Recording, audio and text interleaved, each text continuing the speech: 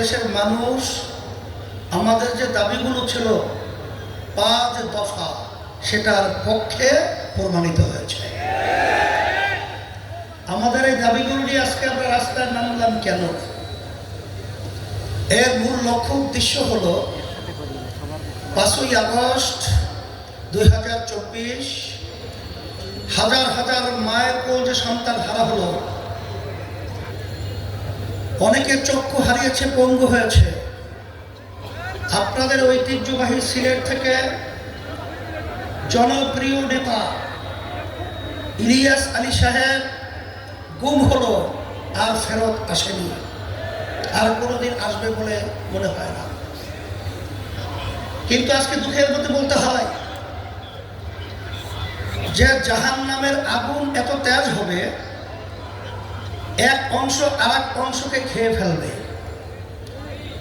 আজকে বাংলাদেশের মধ্যে 53 বছর পর্যন্ত যারা আমাদেরকে জিম্মি করে রেখেছিল, তাদেরও চরিত্র আজকে আমরা দেখেছি যে তারা তাদের নিজেদের কাছে নিজেরা নিরাপদ নয়। আজকে তারা নিজেরা নিজেদেরকে খেয়ে ফেলছে।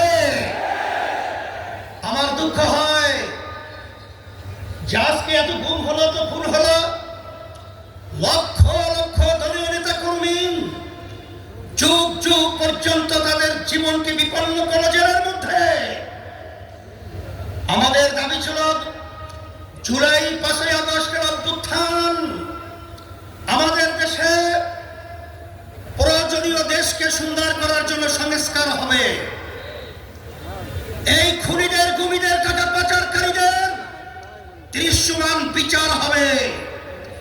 এরপরে লেভেল প্লেইং ফিল্ড, নির্বাচনের পরিবেশ তৈরি হবে। কিন্তু আমরা দেখে হতবাক, আজকে সংস্কারের ব্যাপারে বাধা, আজকে দৃশ্যমান বিচারের ব্যাপারে বাধা, আজকে নির্বাচনের জন্য যারা পাগল হয়ে গেছিল, আজকে যখন তারা দেখেছে আজকে বাংলাদেশের জনগণ ফ্যাসিস্টদের পক্ষে এবং চাঁদাবাজদের পক্ষে নয়, ওদের বিরুদ্ধে অবস্থান করেছে। এখন ওরা পাগল হয়ে গেছে আজকে নির্বাচনকে আবার পিছাবার জন্যে। কিন্তু আমরা পরিষ্কার বলবো, রাশি যখন বামে ঘোরে তখন যত পরিকল্পনা সব বামেই যায়।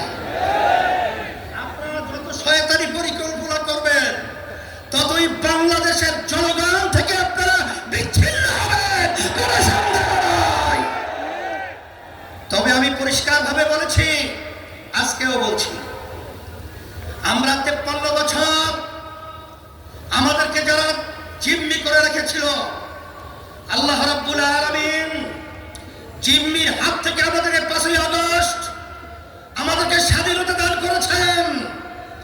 এই স্বাধীনতার ফসল যারা আমরা দেশ প্রেমিক রয়েছি, যারা মানবতা প্রেমিক রয়েছি, যদি আমরা বুঝতে ভুল করি, আমরা যদি ব্যর্থ হই, যখন ইতিহাস আমাদের প্রজন্ম লিখবে, তখন কলঙ্কজনক ইতিহাস আমাদের জন্য লিখবে।